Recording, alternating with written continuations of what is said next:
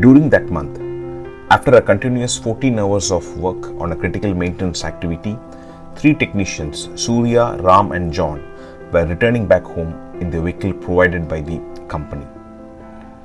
During the return travel, one of the technicians, Surya, jokingly said, "I think the missions we service are living a far better life than us.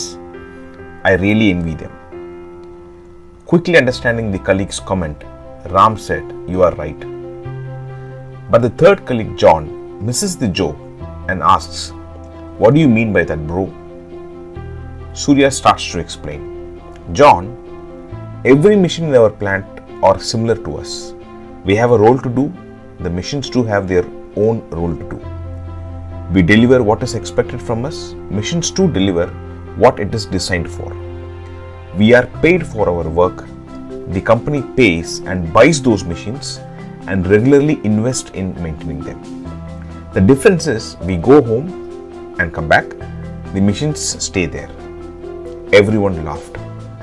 John asked, "But why did you said you are envy those missions?"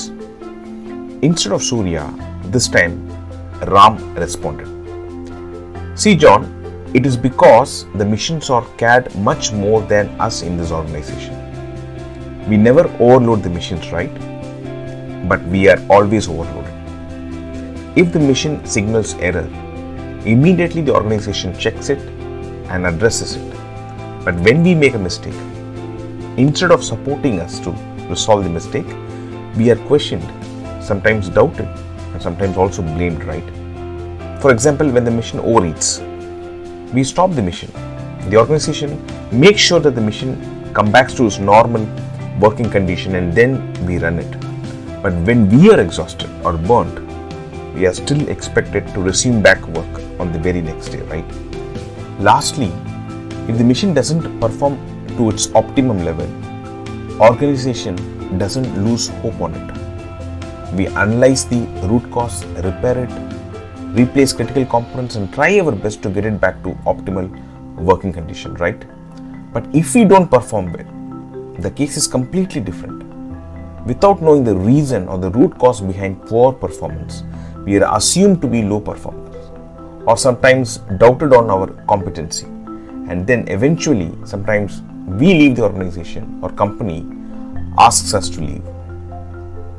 Everyone in the vehicle nodded to what Ram said, including the vehicle's driver. By 10 p.m. around, all the technicians reaches home back safely, and when they are about to hit their bed, there was a group message from the service manager. "John, Surya and Ram, tomorrow we have 2 more missions to get serviced. It is very critical for the production. Kindly complete the task by end of tomorrow and report back." John replied back saying, "Sure, sir." Ram replied, "Noted, sir." And Surya replied, "I will be there, sir." The unknown fact here is, John recently missed celebrating his kid's birthday. Ram didn't had time to visit his aging parent at hometown for more than last 3 months. And Surya has continuous back pain issue, which he is trying to manage with pain relief spray instead of consulting a physician.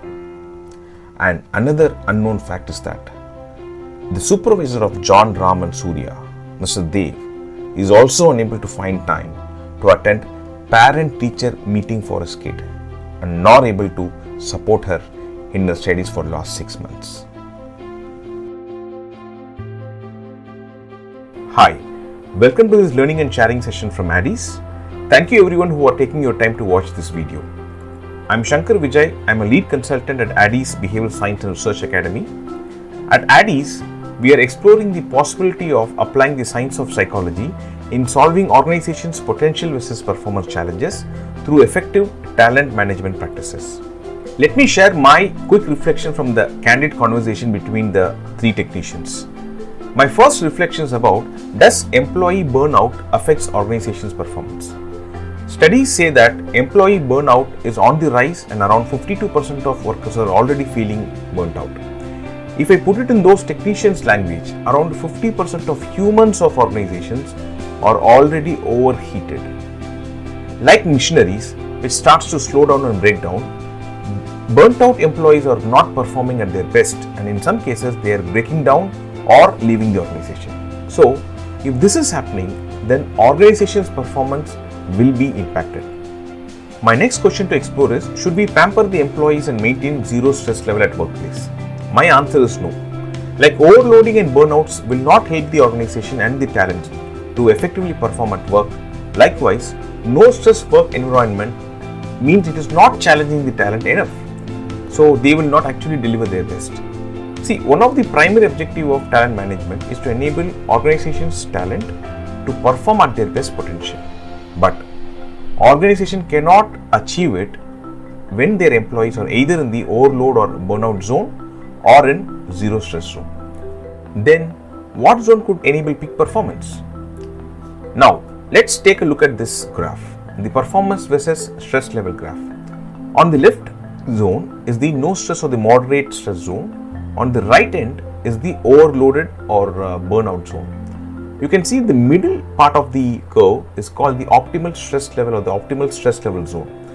This is the zone where the employees feel that they are challenged and ready to complete the task with enthusiasm and interest.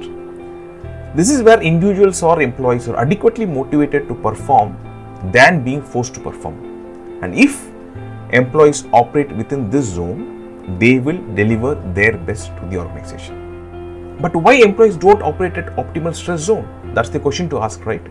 See, no employees like to work in overloaded or burnout zone, but they get pushed to operate in those zones due to so many reasons. It could be unrealistic or tight deadlines, unmanageable workload, highly demanding supervisor, unfriendly work environment or team members, or sometimes unfair treatment at workplace, or could be long working hours. These factors pushes the employee himself or herself to stretch, and eventually they start operating in this overloaded or burnout zone. So what happens when employees continue to operate in overloaded or burnout zone? Studies have revealed that burnout prevents optimal utilization of cognitive resources, limiting our thinking ability and consequently limiting the job performance. Another survey have claimed that 91% say that unmanageable stress impacts the quality of their work, and around 83% say burnout can negatively impact personal relationships. So, overloaded or burnout zone is neither good for the employee nor for the employer. My next question to explore is, can training employees on stress management will help them to improve performance? See, employee burnout is not just employee related problem, it's organization's problem.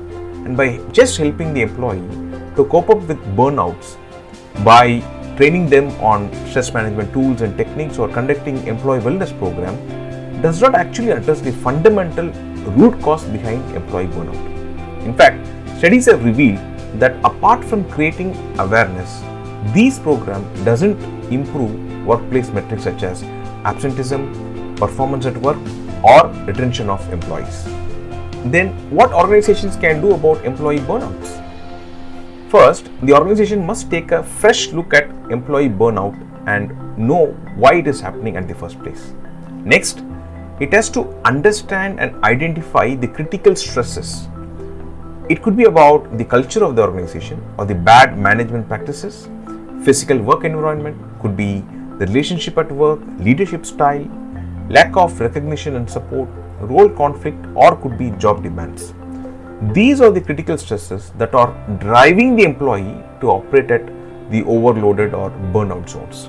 Once the critical stresses are identified, organization has to initiate actions to address them based on priority.